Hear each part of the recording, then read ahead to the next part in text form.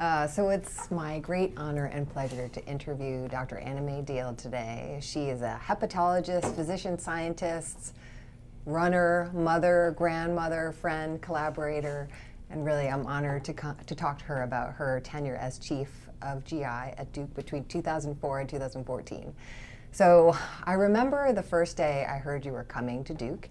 Your biggest fan and husband, Dr. Lou Diehl, told me all about you. He said that you had started this amazing program at Hopkins, that I had to meet you, that you had struggled against all of these male-dominated figures there to build this amazing program. And I was lucky enough to meet you then, and I'm lucky now to be your friend and collaborator. So thank you for being here. And I wondered, as we recruited you here to Duke, what was it that brought you here, and why did you want to start a new path in your life? What was it that brought you to Duke? Yeah, it's interesting. I never really had the desire to be a division director. And I got a call from Pascal Goldschmidt, who was the chief of medicine at the time, and he had a lab above me while I was at Hopkins, and I borrowed his equipment a lot.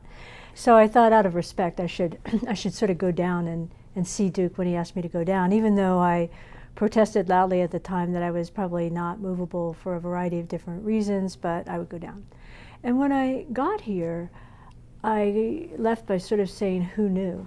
And what I found was a division that had enormous diversity, both in the appearance of its faculty members. So there were actually women GI faculty here.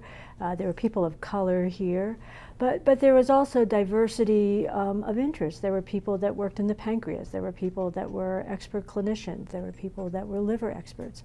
And so it was a diverse division. People seemed to respect each other and realize that it takes a village, that you need a bunch of different kinds of people working together. And I thought, wow, what a great group of people. It would be really wonderful to sort of assemble a team of people that could tackle different aspects of the problem and get resources to help facilitate progress in a number of different areas in GI. So I came because I thought that would be a good opportunity and that it would actually be achievable given what was already here. So your tenure began after 5 previous division chiefs, all of whom were male. Did you have any reservations about that, or find any hurdles in the fact that you were a woman taking over this role? I didn't, and probably that's just because I'm inherently desensitized, or if you thought about that all the time, you'd never do anything, because there were so few women in gastroenterology and even in internal medicine when I came along. So I think if one had paused and thought too hard about how different you were than the people that were already there, nobody would have ever come in. So I guess I didn't really focus on gender. I never thought of the people before me as being different because they were male and I was female. I thought they were different because they were, most of them, either very strong clinically, endoscopically, and that's not my area of expertise, or they were leaders in the pancreas or in luminal GI from a basic science point of view, and I was coming in as a liver person. So I saw my major difficulty in coming into the GI division is a classical divide in many GI divisions, are that liver and GI are very separate, and they sometimes have very mutually antagonistic relationships. I did not sense that here, and so I thought that was a plus. But I did feel different in that I hoped that I would be able to craft a leadership team that would reassure the bulk of people in the GI division who were non-liver people that I was actually their advocate and their ally.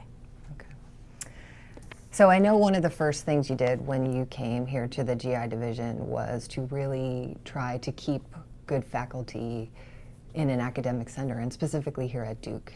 And I know you did that to try to compete with community practices, to try to compete with other institutions down the road.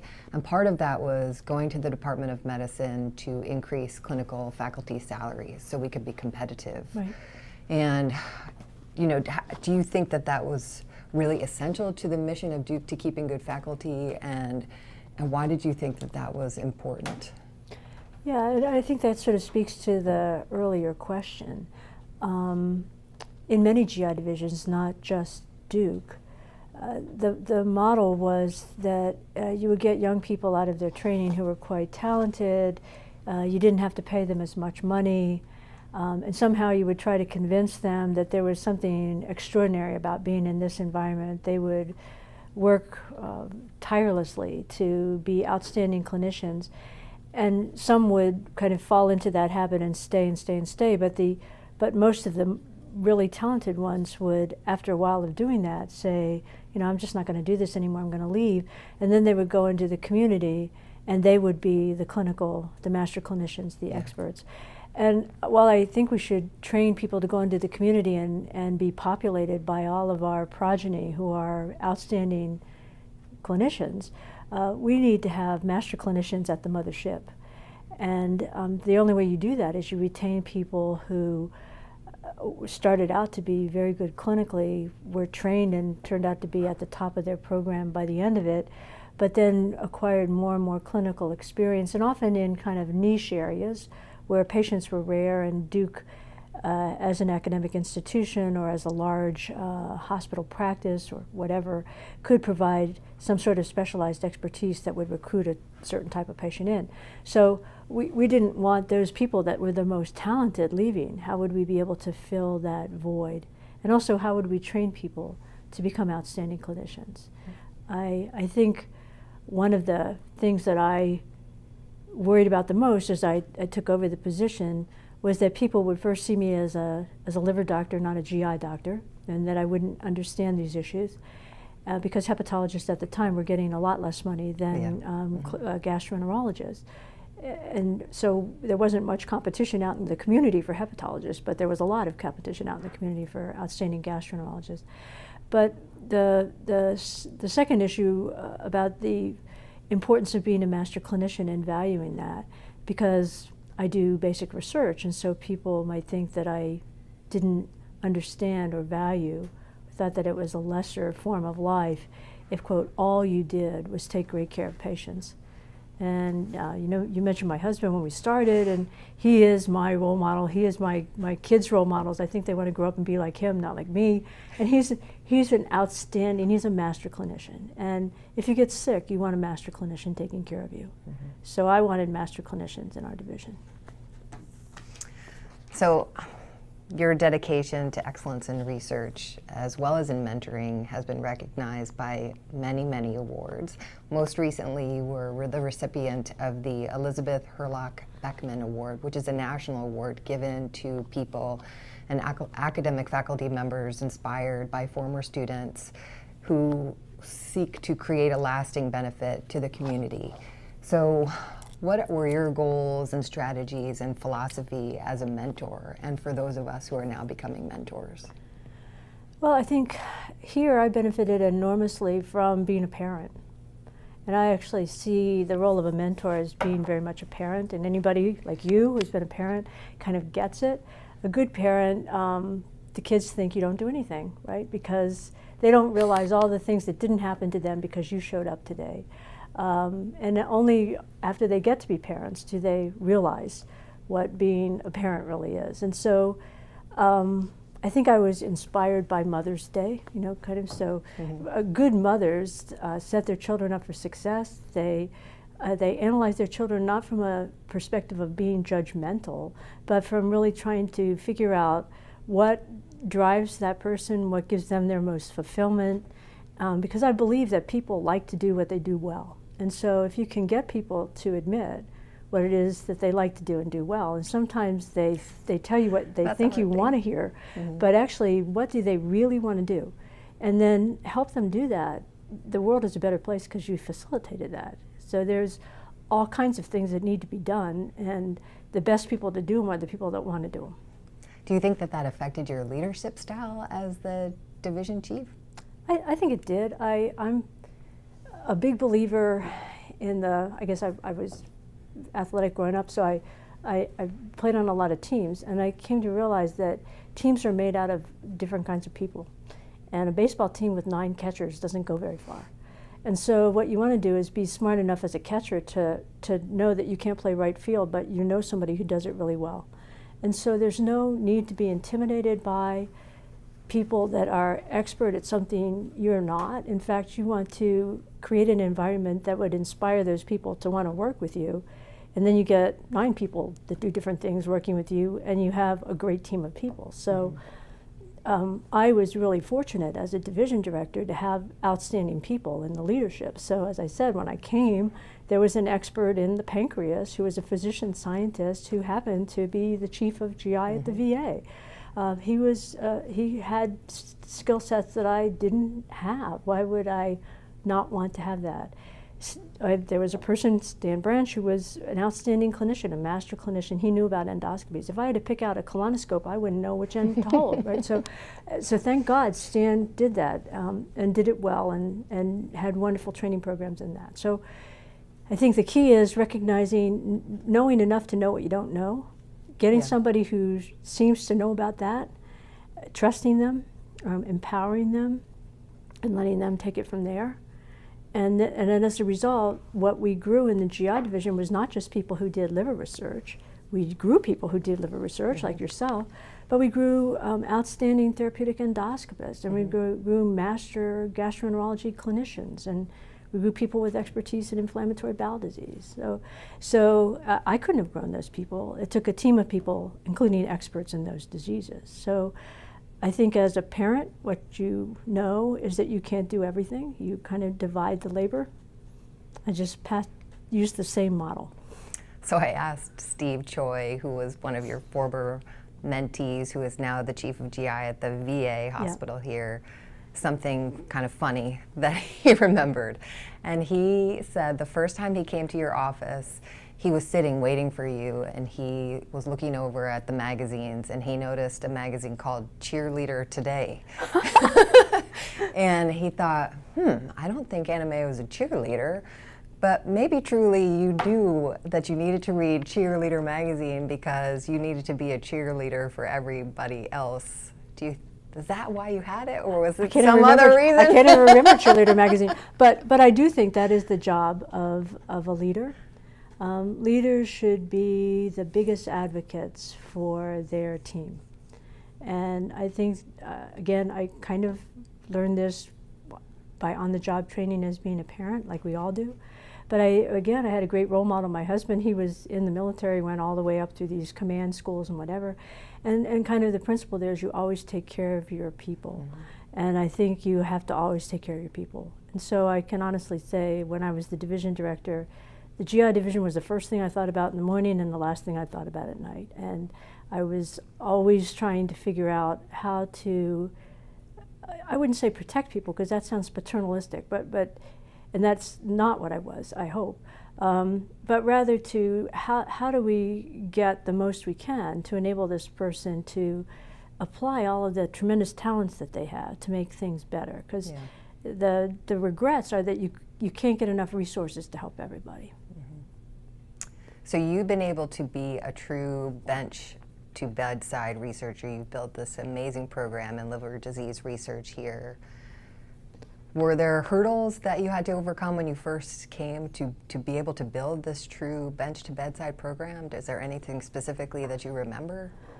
Well, I mean, I think that the tension for all of us that wear multiple hats in academic medicine is trying to figure out how to get enough hours in the day to get everything done.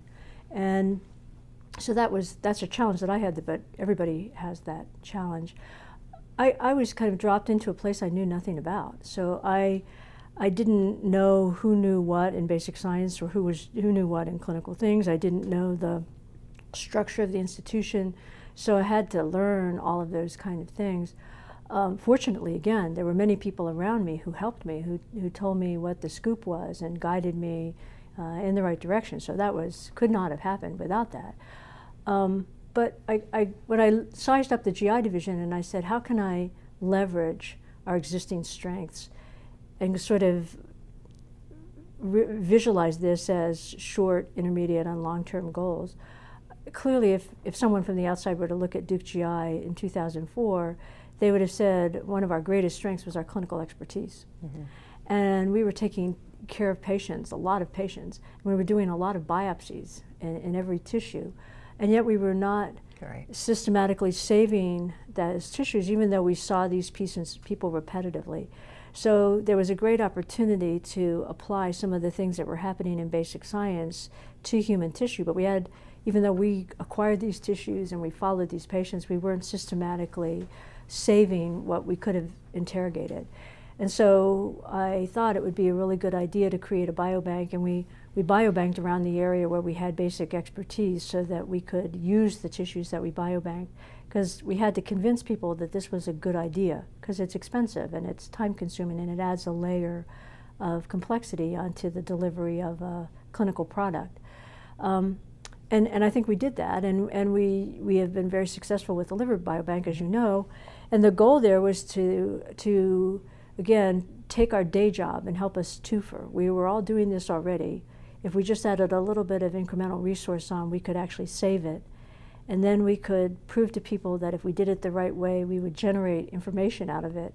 And then we would have that information available so that when young people came along, they could ask what would be sort of sophisticated questions that you wouldn't be able to ask if you already didn't have this resource. So the idea was to build something together that wouldn't take too much extra sweat, because we were already doing that work, and organize it a little bit better with the intent that a lot of different people could tap into that. And I think you tapped into it, a lot of other people tapped into it, and then we used it as a model in other diseases, and so we created parallel biobanks along the same thing as more people came online and were doing research in other tissues. So I think that was, a great I would hope part of my legacy in the GI division was doing that. I think people benefited from that. And it got us networked with people outside of the GI division that came also to realize how we could piggyback research onto patient care. And we really needed to do that because our clinical demands were so heavy, as were all of our other clinical partners. And yet all of us wanted to advance knowledge. All of us wanted to do something better than we were doing. How could we work together to do that? And I think collaborations that hadn't existed have formed. So we have great collaborations with pathology, great collaborations with radiology, all of which grew out of these efforts of we're all seeing these patients. Why don't we just store this stuff, start to work together, figure out how we can mutually build resources around it. So I think that's sort of the idea. And it seems like that was a good idea. Seems like it was a good idea. It still works today, so that's good. So I guess sort of a simple question, is there part of the job as division chief that you enjoyed doing the most? Or that you remember enjoy doing the most? I enjoyed that part of it. So I think getting to know people, in the beginning when I first came, I didn't know anybody on the GI faculty. I brought people in individually. I said, well, you guys know a lot about me. Tell me about you. What is it that you like to do? And what's limiting you from being successful? Well, everybody could give me a litany of things that were limiting them. But when I really had to push people to say, tell me what it is that you like to do. What do you want to do? And people wanted to tell me what they thought I wanted to hear. I think the true sign of success is by the end, people were more than happy to tell me what they thought. And so I think that's good. Getting people to realize that everybody has something special. Don't disavow that, embrace that. And then you have to trust that your leadership will see that that's a valuable asset potentially for that group and help you optimize your ability to do that. So that was the most fun, trying to figure out what I thought people could be, what they wanted to be, and then figure out how we could go from here to there. So I think when you first came here, you wowed everyone with your talk that you had to give. I think maybe you gave a grand round speed talk, and you have a reputation of knowing lots of details, remembering everything, knowing the nitty-gritty, but then having an amazing talent to have people in the audience, clinicians, medical students, nurses, be engaged even in basic science. How did you get that skill, and do you think that that has been something that has really helped you achieve who you are today, you know, being able to bring science to the masses in an enjoyable way? Well, it's interesting because one of the meetings that I had earlier today was with a new collaborator that I've had just for the last couple of years in MGM. He's the former chair of MGM, Jack Keane, and he knows RNA binding proteins. Well, 2 years ago, I didn't know what an RNA binding protein was, and Jack was kind enough not to embarrass me about how little I knew about them. And we just put in an application to the Keck Foundation, which has these kind of, you know, outside the box grand thought things. Mm-hmm.